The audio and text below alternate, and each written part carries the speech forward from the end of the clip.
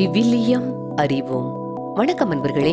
இன்று நாம் அறிய போகும் பகுதி திருத்தூதர் பணிகள் அதிகாரம் 19.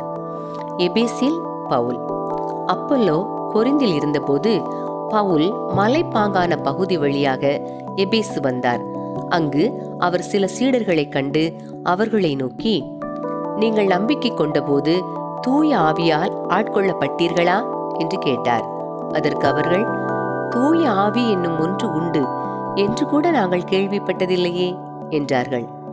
அவ்வாறெனில் நீங்கள் எந்த திருமுழுக்கை பெற்றீர்கள் என பவுல் கேட்க, அவர்கள், நாங்கள் யோவான் கொடுத்த திருமுழுக்கை பெற்றோம் என்றார்கள். அப்பொழுது பவுல், யோவான் மனமாறிய மக்களுக்கு திருமுழுக்கு கொடுத்து தமக்கு பின்வரும் இயேசுவிடம் நம்பிக்கை கொள்ளுமாறு கூறினார் என்றார். இதை கேட்ட மக்கள் ஆண்டவராகிய இயேசுவின் பெயரில் திருமுழுக்கு பெற்றனர்.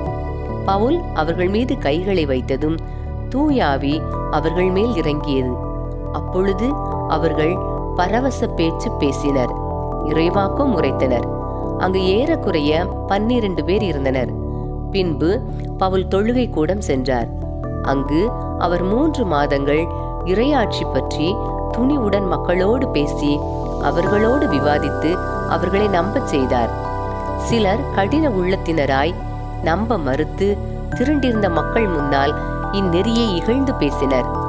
அவர் அவர்களை விட்டு விலகி தம் சீடரை தனியே அழைத்து கொண்டு திறன்னு மன்றத்தில் நாள்தோறும் விவாதித்து வந்தார். 2 ஆண்டுகளாக இவ்வாறு நிகழ்ந்தது. ஆசியாவில் வாழ்ந்த யூதர், கிரேக்கர் அனைவரும் ஆண்டவரின் வார்த்தையை கேட்டனர். ஸ்கேவாவின் மக்கள். பவுல் வழியாய் கடவுள் அரும்பெரும் வல்ல செயல்களை செய்து வந்தார். அவரது உடலில் பட்ட கைக்குட்டைகளையும் துண்டுகளையும் கொண்டு வந்து நோயுற்றோர் மீது வைத்ததும் பிணிகள் அவர்களை விட்டு நீங்கும், பொல்லாத ஆவிகளும் வெளியேறும். சுற்றித் திரிந்து பேயோட்டும் யூதர் சிலர் பொல்லாத ஆவி பிடித்திருந்தவர்கள் மீது ஆண்டவராக இயேசுவின் பெயரை பயன்படுத்த முயன்றனர். பவுல் அறிவிக்கின்ற இயேசுவின் பெயரால் நான் உங்களுக்கு ஆணையிடுகிறேன் என்று அவர்கள் கூறி வந்தார்கள். ஸ்கேவா எனும் யூத தலைமை குருவுக்கு 7 மைந்தர்கள் இருந்தார்கள். அவர்கள் இவ்வாறு கூறிய போது பொல்லாத ஆவி அவர்களிடம் மறுமொழியாக, இயேசுவை எனக்கு தெரியும், பவுலையும் எனக்கு தெரியும், ஆனால் நீங்கள் யார் என்று கேட்டது. பொல்லாத ஆவி பிடித்தவர் அவர்கள் மீது துள்ளி பாய்ந்து அவர்களை தாக்கி அனைவரையும் திணறடிக்கவே அவர்கள் அந்த வீட்டை விட்டு காயமுற்றவராய் ஆடையின்றி தப்பியோடினர்.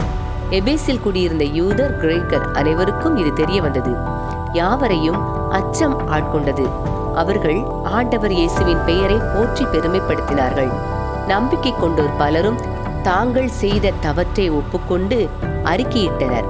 மாய வித்தைகளை செய்து வந்த பலரும் தங்கள் நூல்களை கொண்டு வந்து அனைவர் முன்பாகவும் அவற்றை சுற்றறித்தனர். அவற்றின் விலை 50,000 வெள்ளிக்காசு என்று கணக்கிட்டனர். இவ்வாறு ஆண்டவரின் வார்த்தை ஆற்றல் பொருந்தியதாய் பரவி வல்லமையுடன் செயல்பட்டது. எபேசில் கலகம்.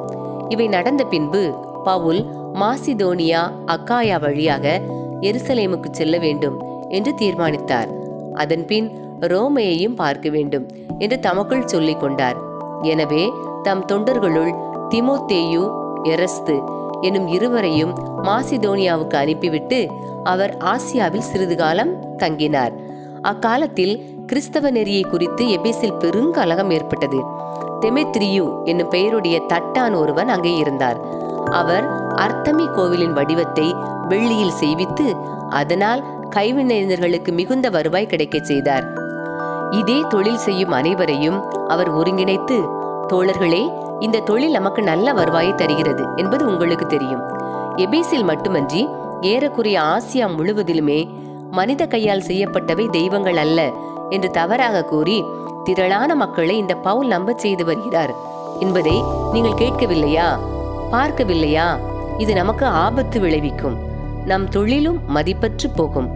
அதோடு பெருந்தேவதையான அர்த்தமியின் கோவில் கூட தன் பெயரை இழந்துவிடும். அது மட்டுமின்றி ஆசியா முழுவதும், ஏன் உலகம் முழுவதுமே வழிபடுகின்ற நம் தேவதையின் மாண்பும் மங்கி போகுமே என்றார். இதை கேட்டவர்கள் சீற்றம் நிறைந்தவர்களாய், எபேசின் அர்த்தமி வாழ்க என்று குரல் எழுப்பினார்கள். நகர் முழுவதும் குழப்பம் ஏற்பட்டது. மக்கள் அனைவரும் பவுலின் வழி துணைவர்களாகிய காயு, அரிஸ்தர்க்கு என்னும் மாசிதோனியரை பிடித்திழுத்து கொண்டு ஒருமிக்க அரங்கத்தை நோக்கி பாய்ந்தோடி சென்றனர். பவுல் மக்கள் கூட்டத்துக்குள் செல்ல விரும்பியும் சீடர்கள் அவரை போகவிடவில்லை. அவருக்கு நண்பராயிருந்த ஆசிய ஆட்சியாளருள் சிலர் அவரிடம் ஆள் அனுப்பி அரங்கத்திற்குள் செல்ல துணிய வேண்டாம் என கேட்டுக்கொண்டனர். சபையில் குழப்பம் ஏற்பட்டிருந்ததால் சிலர் இப்படியும் சிலர் அப்படியுமாக கத்திக் கொண்டிருந்தனர். எதற்காக கூடி வந்திருக்கிறோம் என்றே பலருக்கு தெரியவில்லை. கூடியிருந்தவர்கள் அலெக்சாந்தரிடம் இது பற்றி பேசினர். யூதர்கள் அவரை முன்னுக்கு தள்ள அலெக்சாந்தர் கையால் சைகை காட்டி மக்களிடம் நிலைமையை விளக்க விரும்பினார். அவர் ஒரு யூதர் என்பதை அறிந்து மக்கள் அனைவரும் ஒரே குரலில் 2 மணி நேரம் எபேசின் அர்த்தமி வாழ்க என கத்தினர். நகர ஆணையர் மக்கள் கூட்டத்தினரை அமைதிப்படுத்தி, எபேசியரே, பெருந்தேவதையான அர்த்தமியின் கோவிலும் வானிலிருந்து விழுந்த அதன் சிலையும் எபேசு நகரில்தான் பாதுகாப்பாக இருக்கிறது என்பதை அறியாதோர் யார்? இதை எவரும் மறுக்க முடியாது. எனவே நீங்கள் அமைதியாய் இருக்க வேண்டும். கண்மூடித்தனமாக எதையும் செய்து விடாதீர்கள். ஏனென்றால் நீங்கள் இழுத்து வந்திருக்கும் இவர்கள் கோவில் கொள்ளைக்காரர்களோ நம்முடைய தேவதையை பழித்துரைப்பவர்களோ அல்ல. எனவே தெமேத்ரியுவுக்கும் அவரோடு உள்ள கைவினைஞர்களுக்கும் யார் மீதாவது வழக்கு உண்டானால் அவர்கள் நீதிமன்றம் கூடும் நாட்களில் ஆட்சியாளர்களிடம் அவர்களை அழைத்துச் சென்று அவர்களை பற்றி முறையிடட்டும்.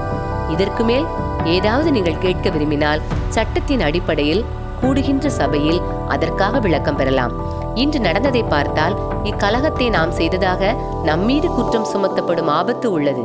மேலும் இந்த கலகத்துக்கு நம்மால் காரணம் எதுவும் இல்லை, காரணம் காட்டவும் முடியாது என்று கூறி சபையை கலைத்து விட்டார்.